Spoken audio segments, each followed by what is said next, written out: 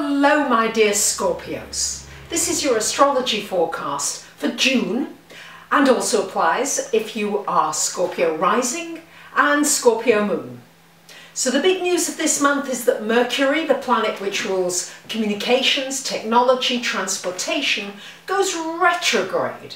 And for you for the first, and this is from the 7th of the month until the 2nd of July. Initially for the first 11 days from the 7th to the 18th, this Mercury is retrograde joining Jupiter in your 9th house. Now remember that Jupiter has a tendency to magnify whatever it's close to. So for you, this 9th house Mercury, it's a wonderful time for re-evaluating your education. Do you need to go back to school? Do you need to change the direction of your career completely and study for something new because you're not happy doing what you're doing, Scorpios? Because especially with this Saturn in your sign, I know, not too much longer, we're nearly coming to the end of this transit. By the end of this year, the worst will be over and we'll only have another 3 months in the middle of next year where it will come back to test you and make sure you've learned all the important lessons from this transit. But a lot of the worst is behind many of you. But nonetheless, your career direction and your learning. Do you need to take extra courses to build up your skills so that you're more marketable? I know for myself, I'm constantly having to upgrade my technological knowledge. And this Mercury retrograde will give you time to reassess. Mercury retrograde, it's not time to push forward with too many of these ideas, but it's a wonderful time, Scorpios, to do research. And you love doing research. That's perfect for you. Also a great time to go on a spiritual quest. Maybe go on a retreat somewhere. Be wonderful to do during this Mercury retrograde. This Mercury retrograde then moves into your 8th house. It's your ruling house there, Scorpios. So this Mercury here, it's time to really think more deeply about who you trust, especially who you trust financially with your financial affairs. That would include banks and insurance companies, but also any kind of joint financial situation may need to be re-evaluated. Be a good time to re-evaluate your tax situation and also your expenses, and also a good time to re-evaluate maybe how you can get closer to people, how you can let somebody in more, and to look at the issues that maybe some of you have around being able to trust deeply. On the 13th of the month, we have a wonderfully playful full moon in Sagittarius, and it falls in your 2nd house. So this is shining a light for you Scorpios on your finances.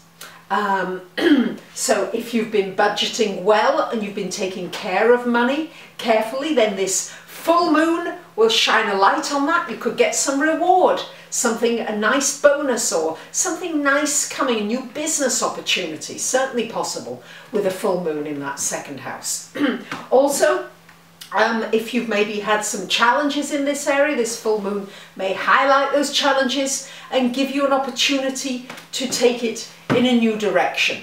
Again, maybe this 9th house triggering that's been going on will trigger you to learn something that could increase your financial situation, because I know many of you Scorpios have been having some challenges with it, certainly with this grand cross going on.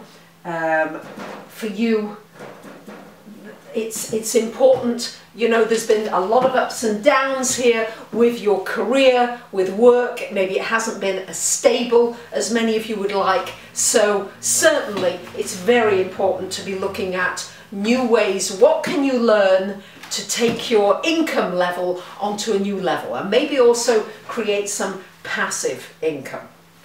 So for the first 3 weeks of the month, we've got the sun in this 8th house as well, shining a light again on any kind of joint financial venture that you're going into. But do make sure that you are not rushing into anything, but it would be a wonderful time to apply for grants, scholarships, investments, angel investing in an idea that you've got, Wonderful time for that, especially during the Mercury retrograde. On the 22nd of June, the Sun comes into your 9th house. Wonderful time really for you to travel, to go on an adventure, to try something new. It's making, it's with the Sun coming into a sister sign, I think that's favourable for you, and it should be a boost. And particularly you may meet somebody from overseas or have some kind of business connection with people from overseas that's very nourishing for you.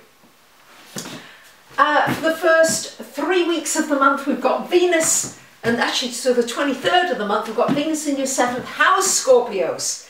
This can bring you a romance. So if you're looking for love, put yourself in places where you can meet an eligible partner. Do activities where you can meet somebody who shares your interests, because this Venus here only comes once a year into this 7th house of relationship. So enjoy it, make the most of it. It's a wonderful time in an existing relationship where you could bring some more romance into it, spice it up a little, and also if there's been some disagreements, things can be smoothed over. Ruffled feathers can be calmed.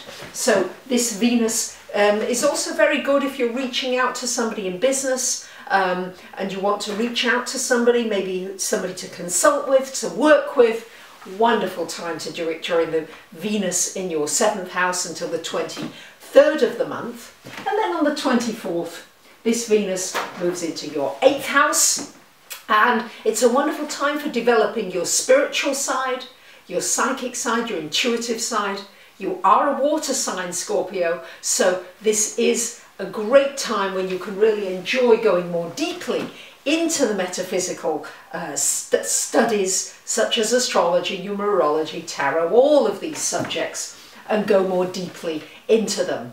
And with the Mercury retrograde, that should certainly help you to go more deeply than you've ever gone before. Between the 25th to the 28th of June, we've got an exact hit of an opposition between this Mars energy and the Uranus energy. Only happens every 2 years, but since Mars is a co-ruler for you, it could well trigger an outburst, an angry outburst of some sort, like, huh? What do you mean? How did this happen? Or it could be just other people around you who are a little bit frenetic. Try not to get caught up in it. There may be some kind of an outburst in the work area. Don't get too caught up in it. Take some deep breaths. Go off and meditate for a while, and it's only 3 days. In the midst of this, we have a lovely new moon happening in your 9th house.